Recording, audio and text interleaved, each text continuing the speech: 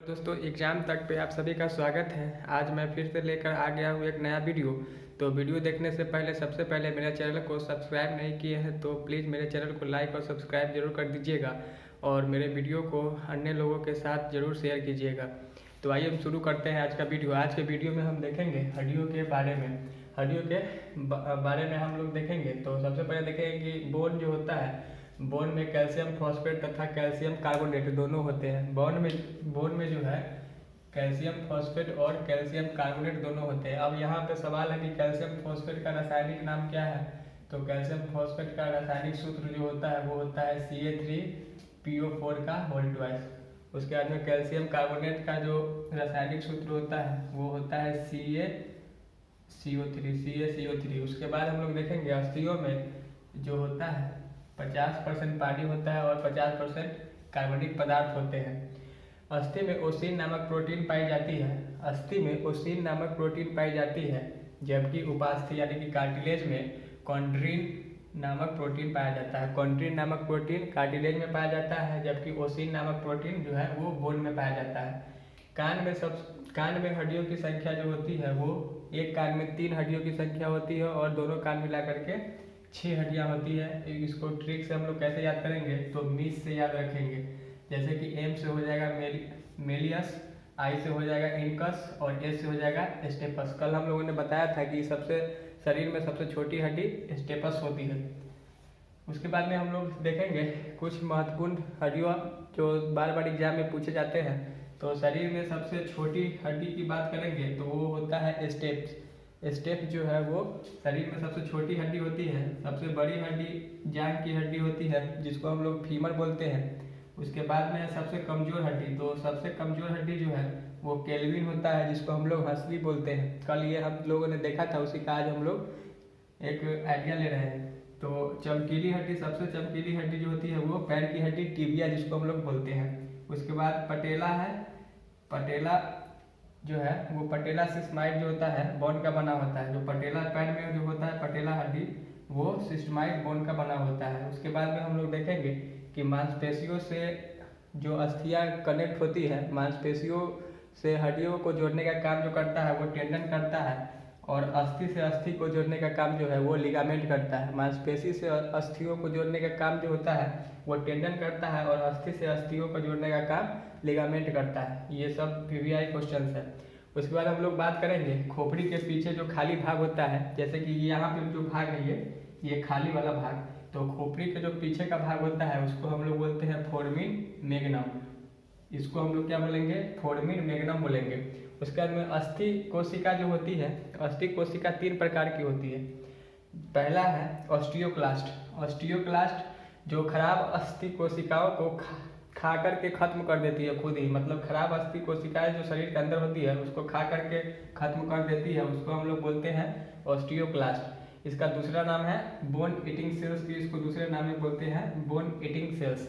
उसके बाद में दूसरा है ऑस्टियोब्लास्ट। ऑस्टियोब्लास्ट का काम क्या होता है, तो अस्थि का निर्माण करना, जिसका दूसरा नाम है बोन फॉर्मेशन। बोन फॉर्मेशन भी इसको हम लोग बोलते हैं। तो अस्थि का निर्माण करना ऑस्टियोब्लास्ट का काम है और ऑस्टियोक्लास्ट का काम है जो खराब अस्थि कोशिकाओं को खा करके खत्म कर देती है। इसका दूसरा नाम क्या है, तो बोन ईटिंग सेल्स भी इसको कहते हैं। उसके बाद में तीसरा है ऑस्टोकाइट। ऑस्टोकाइट क्या है, तो अस्थि को परिपक्व बनाना यानी कि मेच्योर, बोन को मेच्योर बनाने का काम कौन करता है, तो ऑस्टोकाइट करता है। और अस्थि मज्जा के बारे में हम लोग देखेंगे।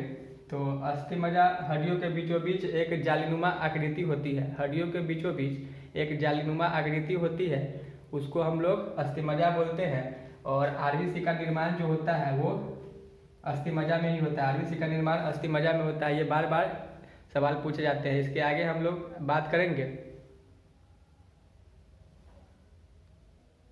चलिए हम लोग आगे बात करेंगे ज्वाइंट्स के बारे में। तो ज्वाइंट्स के बारे में हम लोग बात करेंगे जिसको हम हिंदी में संधि बोलते हैं। तो ज्वाइंट्स में है कि कंकाल का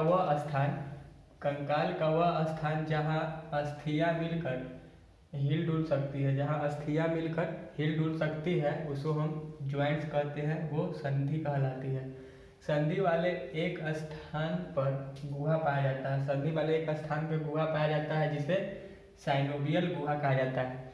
जिसे साइनोवियल गुहा कहा जाता है। आगे हम देखेंगे कि ज्वाइंट्स 3 प्रकार के होते हैं। एक होता है इमूवेबल, जिसको अचल बोलते हैं, उसका अंदर स्लाइटली मूवेबल, जिसको अपूर्ण बोलते हैं, और तीसरा होता है फ्रीली मूवेबल। तो इमूवेबल किसको बोलेंगे? तो जो अस्थि गति न करे उसको हम लोग बोलते हैं इमूवेबल। इमूवेबल मतलब हो गया कि जो फिक्स रहता है, जैसे कि हमारा एग्जाम्पल में दांत और खोपड़ी, ये दोनों भाग दांत और जो खोपड़ी होती है वो फिक्स होता है। उसके अंदर स्लाइटली मूवेबल मतलब जो अस्थि हल्का फुल्का मतलब गति प्रदान करता है उसे हम लोग बोलेंगे स्लाइटली मूवेबल। जैसे में पसली हो गया और कशेरुक दंड जो हो गया वो हल्का गति कर सकता है। उसके बाद में है फ्रीली मूवेबल।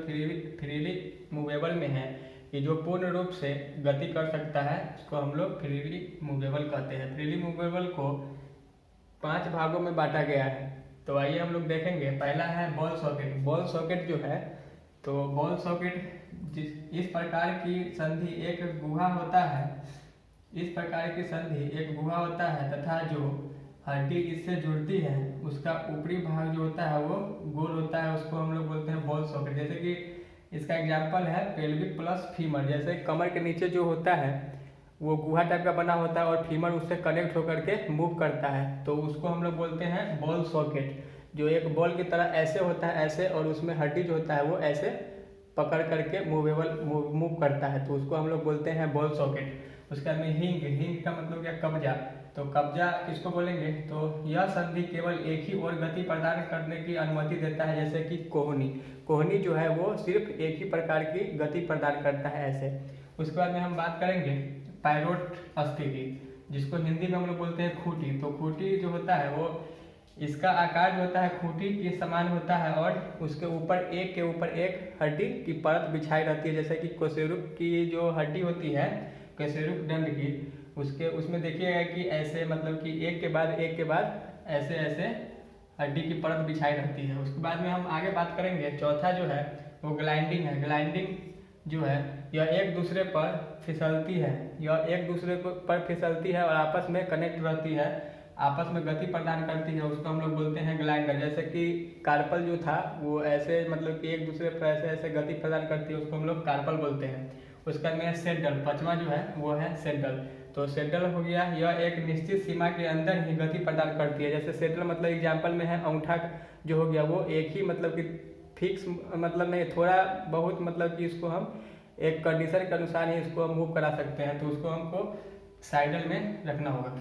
तो आगे हम लोग बात करते हैं बनावट के आधार पर भी हड्डी को 5 भागों में बांटा गया है। बनावट के आधार पर हड्डी को 5 भागों में बांटा गया है। पहला है फ्लैट बॉन्ड। फ्लैट बॉन्ड में जो है वो है कि यह शरीर को रक्षा प्रदान करती है, यह शरीर को आंतरिक रूप से रक्षा प्रदान करती है। जैसे में हो गया पसली जो है वो हमारे शरीर के अंदर के भागों को रक्षा प्रदान करती है। उसके बाद में हो गया दूसरा जो है वो है लॉन्ग बोन जो हो गया यह शरीर के भार रोकती है, यह शरीर का भार को रोकती है। जैसे पैर, पूरा शरीर का वजन जो है वो पैर पे निर्भर करता है, तो इसको हम लोग बोलते हैं लॉन्ग बोन। उसके बाद में तीसरा है शॉर्ट बोन, यह आकार में छोटा होता है तथा शरीर के अस्थायित्व को प्रदान करता है। जैसे कि हो गया कार्पल, बिना कार्पल के हम लोग शरीर में मतलब कि मूवेल कोई भी सामान ला नहीं सकते हैं, ना उठा सकते हैं। और टार्सल मतलब चल भी नहीं सकते हैं टार्सल के बिना।